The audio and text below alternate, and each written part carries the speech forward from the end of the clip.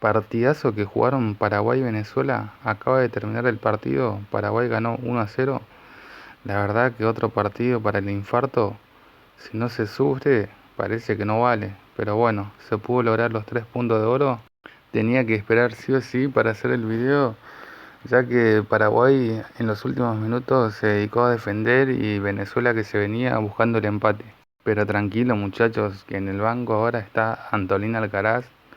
La verdad que Paraguay, el equipo sub-20, necesitaba un señor, tanto en lo humano, en lo personal, tener esa conexión de DT a jugadores, eso es muy importante. Es lo mismo que tiene Alfaro con el plantel principal. Hoy, desde el comienzo del partido, se vio el cambio de mentalidad en los jugadores, en el plantel completo, porque muchos jugadores que fueron suplentes el partido pasado, hoy tocó jugar de titular y lo hicieron muy bien. La verdad que una victoria muy merecido para todos los jugadores. De mi parte le mando muchas felicitaciones y a seguir por este camino.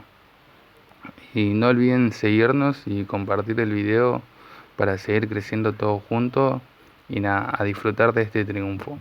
Ahora a pensar en lo que se viene y a seguir trabajando muy duro, que Paraguay está para grandes cosas. Saludos.